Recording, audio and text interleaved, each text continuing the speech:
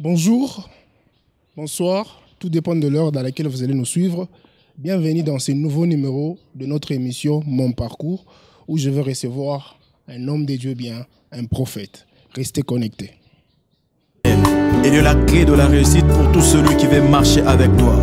Tous assemblés comme un seul homme, nous t'implorons et te demandons de parler sur nos vies, nos familles, nos ministères, afin que ta gloire se manifeste. Parle au Seigneur, étends ta main et touche nos vies. Tu n'es point un homme pour mentir, ni un fils de l'homme pour te repentir. De génération en génération, tu as gardé ton alliance.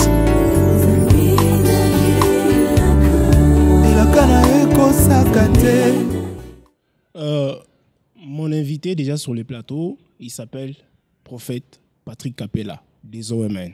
Bonjour Prophète. Bonjour. Comment vous allez? Dieu fait grâce, ça va? Nous sommes ravis de vous recevoir sur notre plateau. Merci, le plaisir est partagé. On bénit Dieu vraiment. Amen. J'aimerais commencer par l'une des questions que tout le monde se pose. Qui est Prophète Patrick Capella? Qui est Prophète Patrick Capella? Normalement, c'est la question que tout celui qui peut nous suivre dans l'émission d'aujourd'hui voudra vraiment savoir. Je crois que c'est un peu une longue présentation que je veux essayer de condenser. Okay.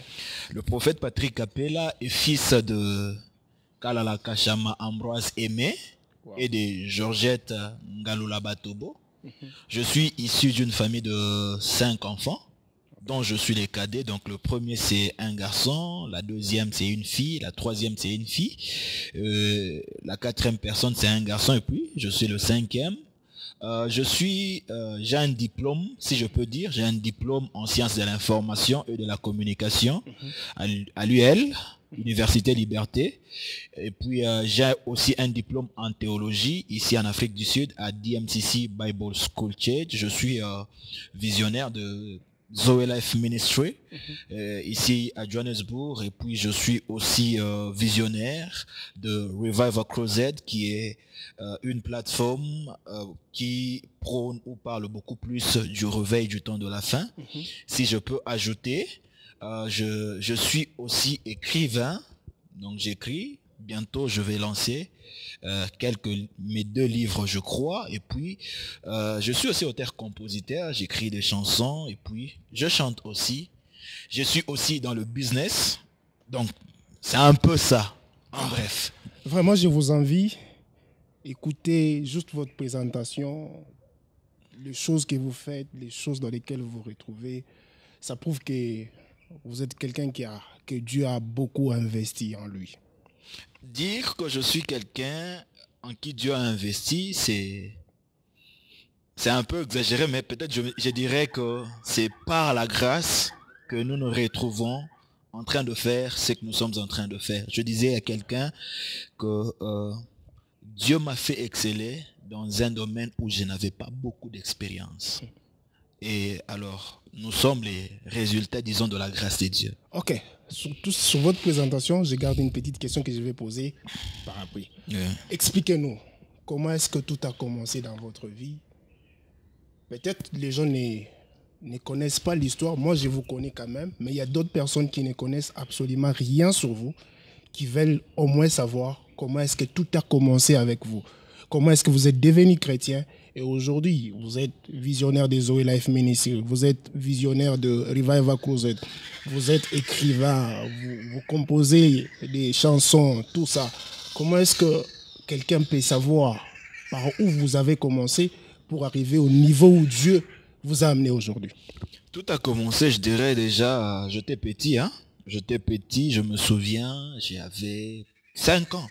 5 à 4 ans, je me souviens, ma mère allait dans des réunions de prière parce qu'elle priait dans l'église Nzambe Malamu du feu pasteur Heidi Nabala. Elle était intercesseuse là-bas, puis voilà, elle était dans l'intercession, disons, et elle était en train de prier. 2 fois dans des prières, elle m'amenait, et 2 fois quand elle partait, je m'allais. Bon, vous savez, tout enfant, plus je grandissais avec l'influence du quartier, à un certain moment, je me suis retrouvé en train de prier dans l'église catholique. Je commençais à prier dans l'église catholique pendant un bout de temps et je me souviens, dans cette période-là, on allait dans l'église catholique pour les filles. Hein? On n'allait pas même pas prier. On allait juste là-bas pour les filles. Et puis, arrivé, il y avait des gens qui me prêchaient parce que je dois dire aux gens que moi, il n'y a personne qui m'a prêché pour donner ma vie à Jésus. Et je dois bien éclairer cette partie-là. Il y a des gens qui nous prêchaient. Je me souviens, il y a un frère, c'est Chilumba, même à l'école. Il avait l'habitude de venir nous prêcher là. Je vais lui dire, tu vois, moi, le jour que je vais commencer à servir Dieu, je ferai des choses que toi, tu n'as jamais fait. Et le type, aujourd'hui, je ne sais pas ce qu'il fait dans la vie. Et puis, voilà. Quand on était en 6e de humanité, après toute cette transition, je priais, on priait, mais arrivé en 6e de humanité, on devait aller au maquis. C'est là où tout a commencé. Je me souviens, c'était au mois d'avril, on devait aller au maquis.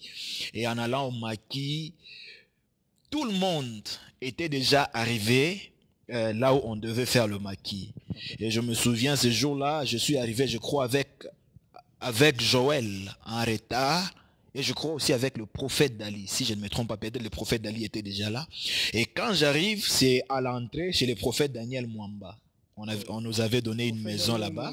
Nous te saluons de partout où tu vas nous suivre. Amen. Un homme de Dieu bon.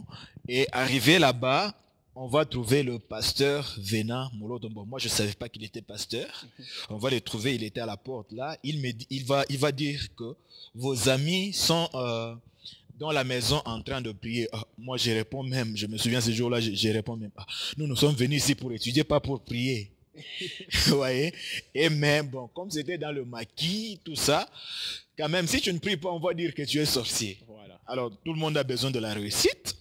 Je suis allé aussi. C'est comme ça que tout a commencé. Le premier jour, je me souviens, le premier jour, parce que je ne voulais pas prier, j'avais même dormi dans la prière. Donc j'avais vraiment dormi. Les goûts même des prières là n'y étaient pas. Les goûts n'étaient pas là parce que ce n'était pas dans ma tête. Moi, ma vie, donc je pensais à autre chose. Et plus on priait dans le maquis, je me souviens, je crois, maintenant 2 semaines après, on priait cette nuit-là. Quand je crois, il y avait eu un message qui était sorti, qu'il y avait des gens, on voyait des gens qui, d'autres, une partie des gens réussir et d'autres échouer.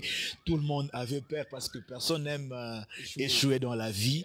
Et c'est comme ça que cette nuit-là, nous avions prié dans la maison du prophète Daniel avec tout le monde. Après, nous sommes allés dans la maison où on restait et on a commencé à prier. C'est comme ça que la prière, ce jour-là, je me souviens, la prière avait commencé à 21h.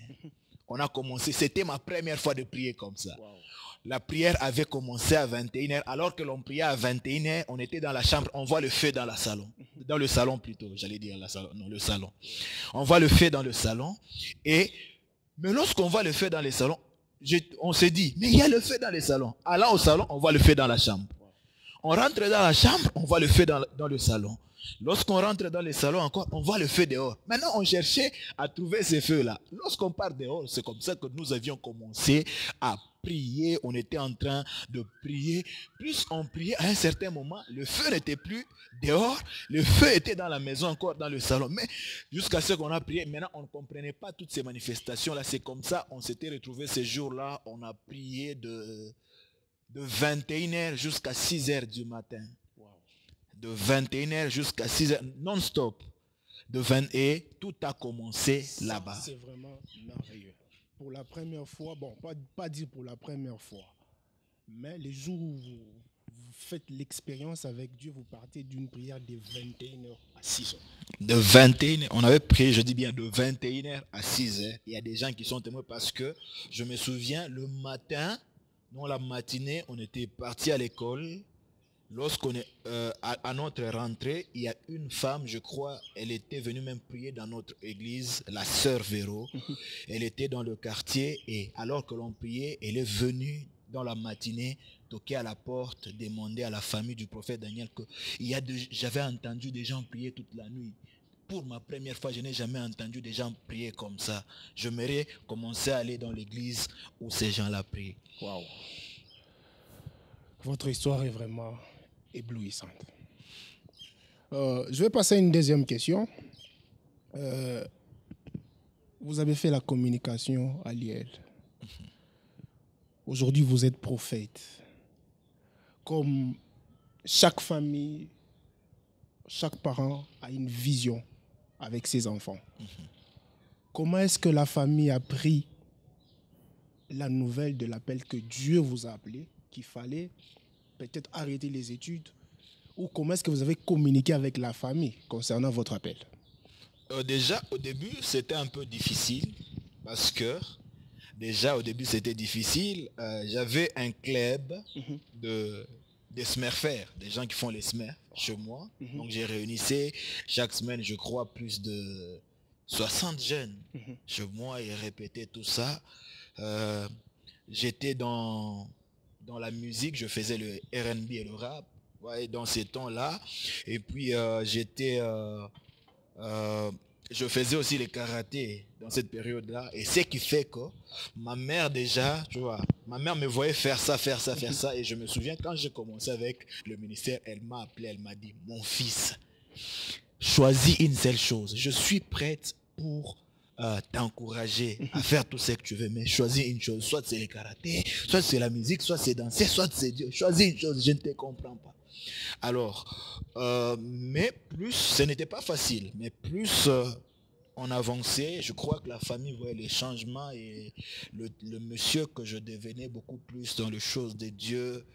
Et je crois que la famille a été convaincue, lorsque pour la première fois, je me souviens, parce que ma mère avait son église, et je me souviens, mes frères entraient dans leurs églises, et puis je me souviens, la famille a été convaincue un jour, je prêchais, je sais pas, je vois la famille entrer, et l'église était pleine, j'étais en train de prêcher, c'est le jour, je vois ma mère entrer, alors que j'étais en train de prêcher, toute l'église était debout.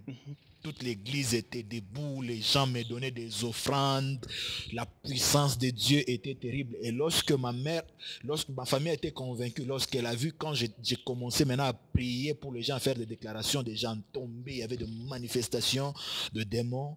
À la fin, c'est le jour que ma mère, je crois, elle m'avait même dit que je savais qu'en toi, il y avait la chose de Dieu depuis le bas âge, mais à un certain moment, je ne te comprenais pas et je suis fier de la personne que tu es devenue. Et je la salue en passant. Maman, moi aussi, je vous salue de partout où vous êtes. Ok, prophète, on va un peu bouger. Juste un peu bouger avec des questions. Okay. Je sais que les ministères au pays et les ministères en dehors du pays où nous sommes, c'est pratiquement des choses différentes. Vous avez évolué au pays et maintenant nous sommes en Afrique du Sud. Quelle est l'expérience que vous pouvez nous donner dans votre parcours? Quelle est l'expérience que vous pouvez nous donner de l'expérience de servir Dieu au pays et de servir Dieu à l'étranger? Déjà, j'ai commencé à servir Dieu, j'avais depuis l'âge de 18 ans. Donc j'ai grandi dans ces choses. Et au pays, c'est qu'il y a des gens qui répondent et qui vous soutiennent. Et au pays, beaucoup plus, vous êtes en contact avec la famille. Mais lorsque je suis venu ici, la première des choses est que je connaissais une seule personne. Voyez-vous? Ouais. La deuxième des choses, c'est que j'arrive dans un pays, quand je regardais, tous les avenues étaient les mêmes. Les maisons se ressemblaient. Wow. Alors, j'arrive, mais je me dis, vous étiez complètement dans la confusion, perdu. Pas même dans la confusion, j'étais perdu et je me disais que qu'est-ce que je suis venu faire ici? Je vais commencer par où? Et je me souviens, lorsque je suis arrivé, par la grâce de Dieu, la personne qui m'avait réussi, mon ami le prophète Joël, je me souviens dans cette période-là, il priait il connaissait certains hommes de Dieu et c'est lui qui m'avait quand même introduit auprès de certains hommes de Dieu, mais je ne savais pas, j'avais la vision de ce que Dieu voulait que je puisse faire. Mais le défi est que je ne savais pas par où commencer parce que faire le ministère au pays, c'était un peu facile parce que j'avais déjà des contacts. Mais ici, je n'ai pas de contact. Alors, comment commencer? Je me souviens, je passais des jours et des nuits en train de prier et de pleurer. Je priais, à un certain moment, je priais et je pleurais. J'ai prié et je pleurais. Je priais et je pleurais à tel point que 2 semaines après mon arrivée, on va me prendre pour aller prier avec une famille qui est la famille de l'apôtre Voussi, que je salue en passant. L'apôtre Voussi, nous vous saluons aussi. Et lorsque j'entre dans sa maison, parce que mon objectif n'était pas de rester à Johannesburg, mon objectif était d'aller à Cape Town parce que là, j'ai une famille, j'ai des cousins, j'avais beaucoup de connaissances là-bas, tout ça. Mon objectif était d'aller là-bas et quand le jour que j'entre dans la maison de cette personne, je salue l'homme de Dieu dans sa main comme ça. Dieu me dit, tu ne vas pas bouger. À partir de cet homme, tu vas construire, tu vas commencer une église ici. C'est comme ça que Zoé Life a commencé. Non, Zoé Life n'a pas commencé comme ça. Zoé Life n'a pas commencé comme ça parce que là, je vous dis, nous sommes en juin, je crois juin 2016. Nous sommes en juin 2016, donc il n'y a même pas la vision de Zoé. Tout ce que je savais, c'est que le Seigneur m'avait envoyé avec une mission précise ici en Afrique du Sud parce que lorsque je faisais des services là, on m'invitait. Je me souviens dans cette période-là, j'avais beaucoup plus de connexions avec des pasteurs nigériens. Et la plupart quand je faisais des services, ils me proposaient de payer une maison pour moi, de payer des véhicules pour moi, de me donner tous ces dont j'ai besoin, mais que je sois ce qu'on appelle en anglais des senior prophets dans leurs églises. Alors, mais Dieu, je n'étais pas convaincu. Je n'étais pas convaincu. Je me souviens, il y a un prophète, Olajide, c'est un Nigérien. Je me souviens, ce prophète-là, un jour, il va même venir à me dire que Dieu lui avait dit, parce que j'avais vu une vision qu'il devait commencer une église à Soweto. Et je l'accompagnais quand j'arrivais là-bas, je faisais des services là-bas. Quand je faisais des services, les gens pleuraient, tout ça. Alors ces gens-là m'aimaient. Maintenant, ils voulaient m'utiliser pour commencer une église là-bas. J'ai dit, ok, ce n'est pas un problème. Tu es un prophète, je suis aussi un prophète. C'est que je t'ai dit, tu pars. Si tu me vois venir vers toi, c'est que le Seigneur m'a donné le même message et je viendrai. Mais si tu ne me vois pas venir, c'est que le Seigneur ne m'a rien dit. C'est comme ça que j'avais commencé à prier et dans la confusion, tu vois qu'on te propose les matériels. Dans cette confusion, j'avais décidé d'entrer en prière de 3 jours. Dans cette confusion, j'avais décidé d'entrer dans une prière de 3 jours. Souvent, quand je prie pendant 3 jours, quand je m'enferme quelque part, à la 3e jour ou à la 2e jour, le Seigneur me parle toujours. Et maintenant, quand je jeûnais, quand je priais, les gens venaient, il y a des gens qui venaient, je leur donnais des messages, tout ça, et des choses ne tardaient pas à s'accomplir. Mais ce que je cherchais, je ne retrouvais pas. Le Seigneur ne me parlait pas. C'est comme ça que le 3 jours était devenu 1 semaine. Le 1 semaine était devenu 2 semaines. Le 2 semaines était devenu 1 mois. Et je me dis, mais ici, je crois que je vais mourir. Et j'ai commencé j'ai acheté la bouillie. La nuit vers 18h, je priais toute la journée. La nuit vers 18h, je vais prendre la bouillie et je vais sillonner, prier dans le quartier, la Cosmo City. Je vais sillonner et puis je vais rentrer. Je faisais cela chaque jour. C'est comme ça que le 1 mois était devenu 1 mois avec 1 mois et 1 semaine. Et le 1 mois était devenu 2 mois. Donc déjà, je prends la période du mois de novembre et le mois de décembre 2016. J'étais en train de chercher la face de Dieu. Mais déjà, je faisais le Revival Crusade parce que c'est une vision.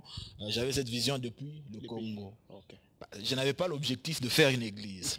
Moi, beaucoup plus je m'intéresse au réveil. Je m'intéressais plutôt au réveil. Et même jusqu'à présent, je m'intéresse beaucoup plus au réveil. Mais en priant, je me souviens, c'est là que l'apôtre Voussi va m'introduire à une église d'IMCC, là où je fais mes études théologiques, ici. Et en priant, c'est là-bas, ils avaient un jeûne de 3 jours aussi, chaque début du mois, appelé Push. Alors, maintenant, en 2017, janvier 2017, lorsque tout le monde était en train de fêter là, moi, je ne fêtais pas, j'étais en jeûne à sec. À part les autres jeûnes que j'avais fait, j'étais en jeûne à sec le 3e jour. Le 4e jour, j'ai dit, je risque de mourir. J'avais décidé de manger. Le 4e jour, c'était le 4 janvier, je veux manger. Je dis, ben, depuis que j'ai prié, le Seigneur ne parle pas. Le 5e jour, vers 21h, l'apôtre Vous va m'appeler parce qu'on avait l'habitude de prier vers 21h. Et on priait dans son véranda. Alors qu'on était en train de prier. C'est alors vers 21h45. Il va lever ses yeux. En levant les yeux, il va me dire, prophète, je viens de voir la face de Dieu. Et lorsqu'il me dit, regarde, quand je lève mes yeux aussi pour regarder, directement, c'est pour la première fois que le Seigneur m'avait parlé en anglais. Je me dis, Dieu parle aussi en anglais. C'est pour la première fois que le Seigneur m'avait parlé en anglais. Et lorsque le Seigneur m'a parlé, j'ai entendu clairement, go and communicate my life to the world through a message of faith and love. Et ça s'est arrêté là. J'ai dit... Prophète, Yes. La question est celle-ci. Chaque parcours a le moment glorieux et le moment où vous êtes passé par les difficultés. Quelles sont les difficultés? Quelles sont les difficultés que vous avez connues dans votre ministère? Vous savez déjà, quand on parle du ministère, nous voyons qu'il y a beaucoup de défis à relever. Par exemple, si je dois donner quelques difficultés rencontrées sur le parcours du ministère, le rejet, je sais, le Seigneur avec les gens, après il te rejette, voyez-vous, des insultes, tu pries pour quelqu'un, par exemple, une personne après, elle t'insulte. Je me souviens, il y a même une femme, c'est en 2018, je me souviens, j'étais en pleine prière avec les intercesseurs. Elle m'appelle, elle me dit, toi, faux prophète, je suis en pleine prière. Voyez-vous? Donc, ce sont des difficultés avec lesquelles nous rencontrons. Des fois, tu rencontres des gens qui ne comprennent pas ta vision. Des fois, tu rencontres des personnes qui ne connaissent pas ta vision. Il y a ça. Il y a aussi... Donc, j'ai connu beaucoup de difficultés. Peut-être autre chose que je ne peux pas dire ici à la caméra. Ok, prophète. Nous y sommes. Okay. Qu'est-ce que je vais dire par là? Dans notre émission Mon Parcours, nous avons l'étape où on parle des questions surprises. Vous êtes prêts? Je suis prêt. Je peux boire de l'eau? Buvez sans problème. Comme ça, je vais libérer les questions. D'accord, je suis prêt. Comme ça s'est dit chez nous, on dit Balobi Banasema. Les questions dont je vous pose, moi je vous connais. Des gens qui ne vous connaissent pas nous ont écrit. Et ils m'ont écrit. Ils m'ont dit, demande au prophète concernant ça. Première question. Ok. Prophète, fiancé, marié, divorcé. Le prophète est sérieusement amoureux. Les prophètes ne répondent pas à ma question. Je réponds déjà à la question. Prophète, fiancé, marié, divorcé. Le prophète est sérieusement amoureux. Donc déjà, comme on ne me voit pas avec la bague, ce qui veut dire que le prophète n'est pas marié, mais le prophète est sérieusement amoureux. De qui? Je salue la personne, elle se connaît. Voilà, le prophète a dit il est sérieusement amoureux. C'est étonnant. Vous voyez, la plupart des prophètes, ils disent nous sommes consacrés, la sainteté, mais vous dites que vous êtes sérieusement amoureux, mais la personne... Non, c'est que les gens veulent... Vous savez, il y a une chose que j'ai appris à quelqu'un. Il y a une chose que j'ai appris. J'ai appris à être moi dans le ministère. Je ne veux pas être faux et hypocrite. Vous savez, il y a beaucoup de gens qui se disent, qui exagèrent un peu trop dans la sainteté. Vous savez, Dieu, en créant l'homme, il a mis la divinité et l'humanité. Ok? C'est normal en tant qu'une personne que je sois amoureux d'une personne. Mais la personne est encore dans l'anonymat. On ne la connaît pas. Merci, prophète. Merci. Deuxième question. Prophète, ta nourriture préférée? Bon, parlant de la nourriture préférée, je mange tout. Hein?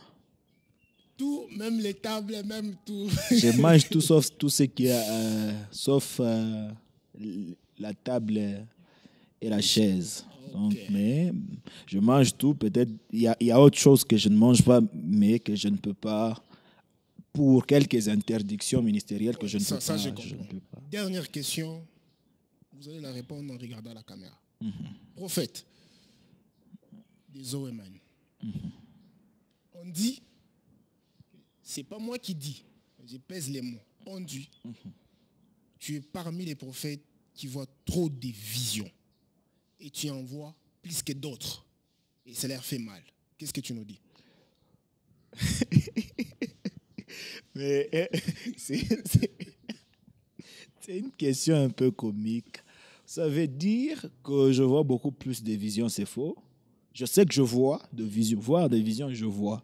Mais dire que je vois plus que les autres, c'est faux parce que je ne passe pas du temps avec les autres. Je passe du temps seul. Je passe du temps seul, par exemple. Je donne des visions dans un service, voyez-vous. Et tout ce que j'encourage aux gens, c'est de passer du temps avec le Seigneur. Le ministère n'est pas de la concurrence, voyez-vous.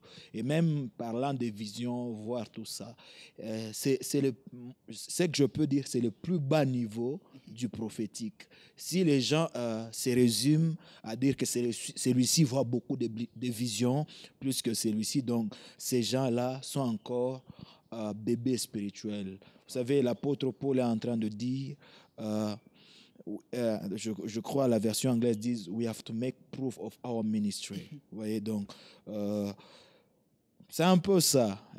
Il faut accomplir la mission. Ce qui est important, ce n'est pas le fait de voir beaucoup de visions, mais est-ce que tu es en train de faire ce que le Seigneur t'a appelé à faire? Parce que tu peux voir beaucoup de visions, après tu pars en enfer. Je retiens la réponse du prophète, il dit c'est de faire la mission. Ne pas voir trop de visions ne veut pas dire que tu fais la mission déjà. Une dernière question, prophète. Ok. Avant de finir l'émission. Prophète.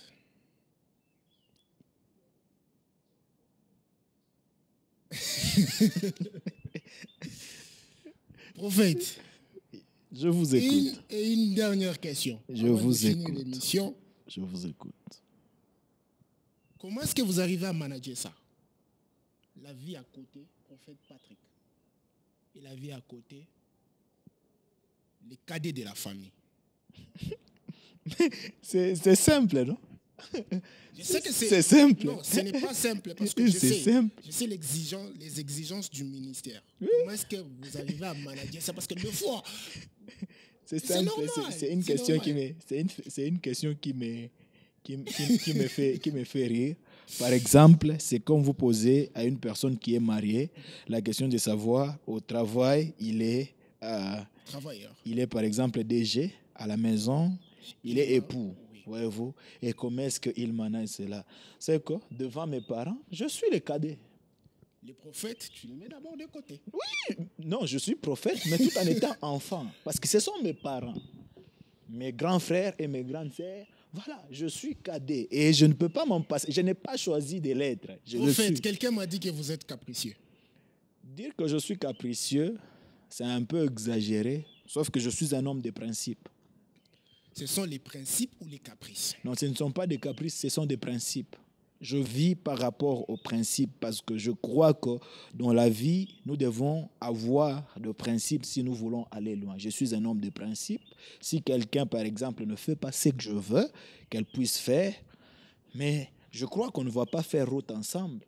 Si la personne fait ce que je veux qu'elle puisse faire, on va faire route ensemble, on va s'entendre et puis avancer. Je ne suis pas capricieux, sauf que je suis un homme de principe. Et moi, je ne suis pas le type où, par exemple, quelqu'un, pour ceux qui me connaissent, quelqu'un fait un problème là, moi, tu fais quelque chose que je n'aime pas, je vais t'appeler, je vais te le dire, je te dis en face. Merci, prophète. Je ne mâche pas le mot. Merci, prophète. Nous sommes pratiquement à la fin de notre émission d'aujourd'hui, Mon Parcours. La dernière chose que je vais demander à prophète, Zoe Life Ministry.